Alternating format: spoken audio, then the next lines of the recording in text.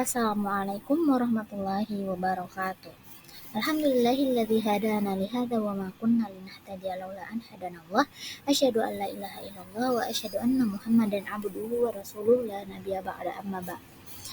Baik, di sini saya Fatimah Az-Zahra akan membahas mengenai tentang eksplorasi peran wali nikah dalam pernikahan dengan mata kuliah Islamic Family Law yang diampu oleh Bapak Zulkarnain Muhammad Ali MSI.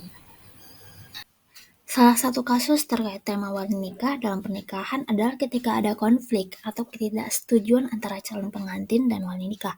Misalnya, jika calon pengantin memiliki pilihan sendiri mengenai pasangan hidupnya, tetapi wali nikah memiliki pandangan atau preferensi yang berbeda.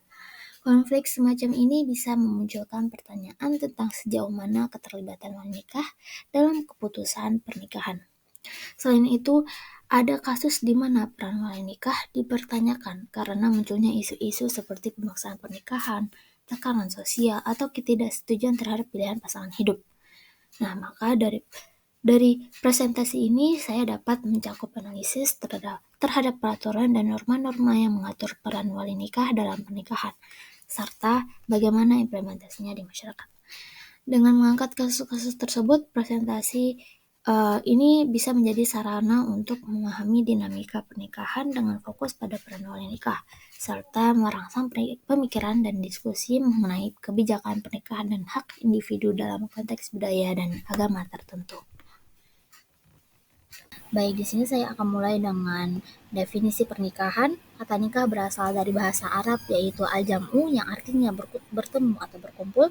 Menurut istilah, nikah ialah suatu ikatan lahir batin antara seorang laki-laki dan perempuan untuk hidup bersama dalam suatu rumah tangga melalui akad yang dilakukan menurut hukum syariat Islam. Keinginan untuk menikah adalah fitrah manusia. Hal itu berarti sifat pembawaan manusia sebagai makhluk Allah Subhanahu wa taala.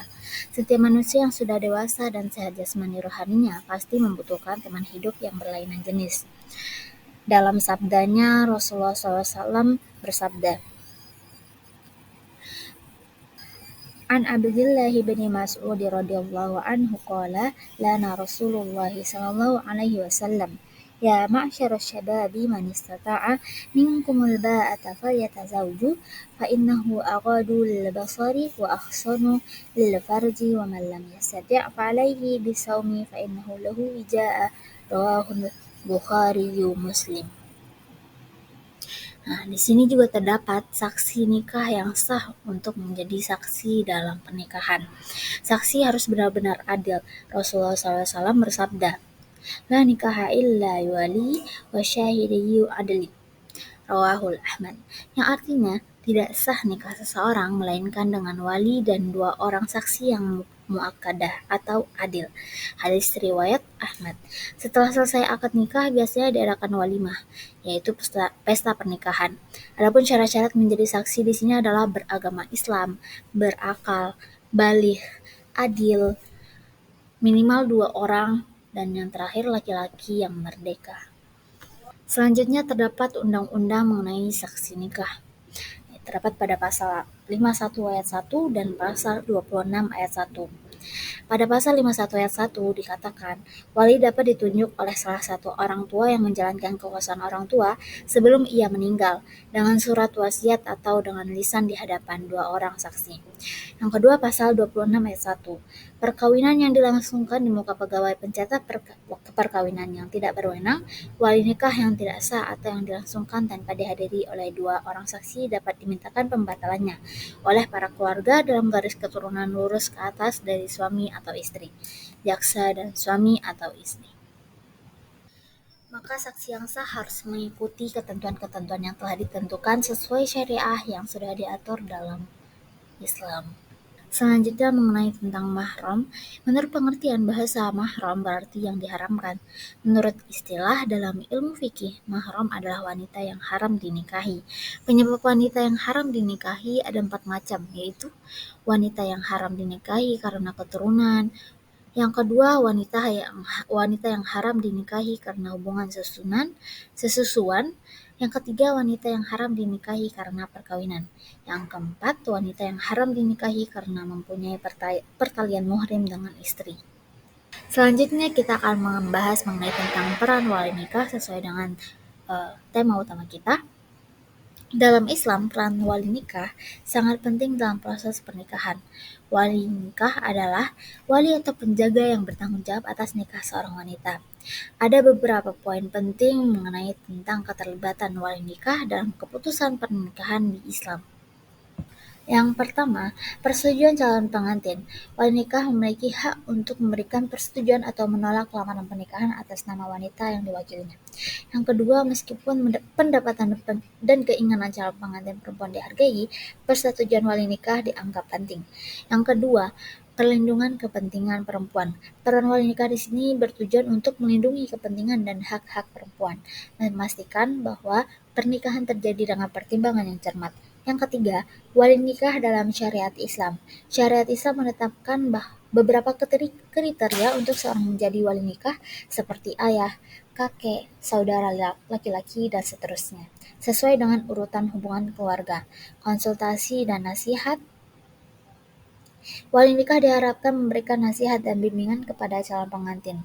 Meskipun keputusan utama ada pada wali nikah, tetapi keterlibatan dan pendapat calon pengantin juga dihargai. Yang kelima, penegakan syariat Islam. Proses pernikahan diharapkan mengikuti ketentuan syariat Islam dan peran wali nikah adalah untuk memastikan bahwa proses ini dilaksanakan sesuai dengan hukum agama.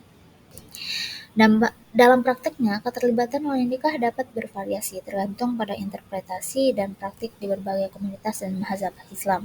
Namun, inti dari peran wali nikah tetap berpusat pada perlindungan dan kepentingan perempuan dalam konteks pernikahan.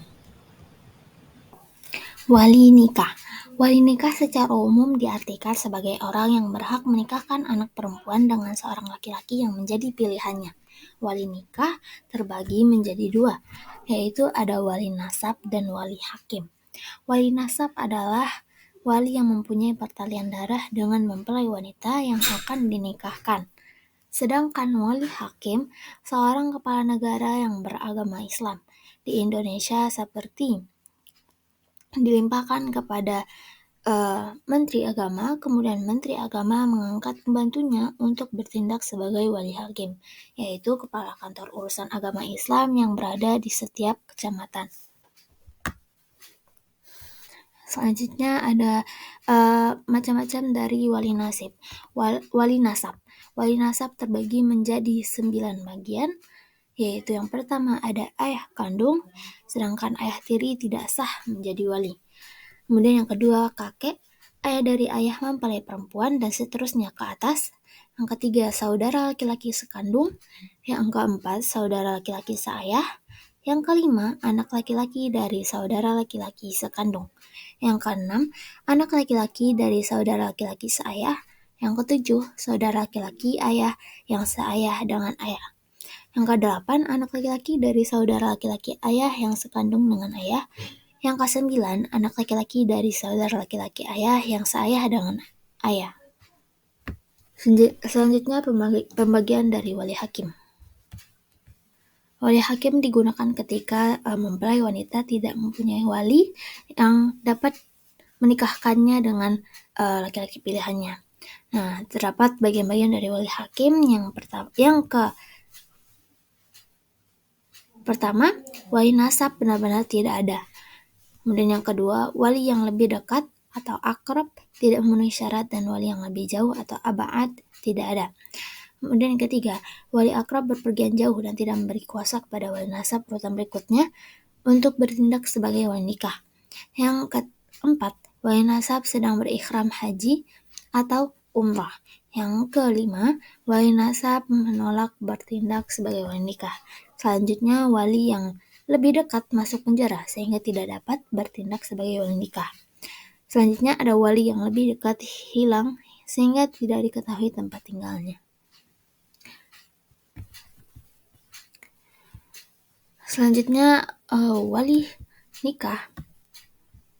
Wali nikah yang dibahas dalam undang-undang terdapat pada pasal 6 ayat 4, pasal 14 ayat 1, pasal 50 ayat 1 dan 2, pasal 52, yang terakhir pasal 53 ayat 1 dan 2. Akad nikah merupakan sesuatu yang sangat sakral di tengah umat Islam. Oleh karena itu, biasanya dilaksanakan dengan penuh rasa ikhlas dari wali nikah dan calon pengantin perempuan. Wali nikah ikhlas menyerahkan anak perempuannya menjadi istri calon pengantin laki-laki. Anak perempuan ikhlas dinikahkan oleh ayah kandungnya menjadi istri calon pengantin laki-laki. Begitu sakralnya sehingga akad nikah harus dilaksanakan dengan penuh hikmat. Sekian presentasi dari saya. Wabillahi taufik wa hidayah. Wassalamualaikum warahmatullahi wabarakatuh.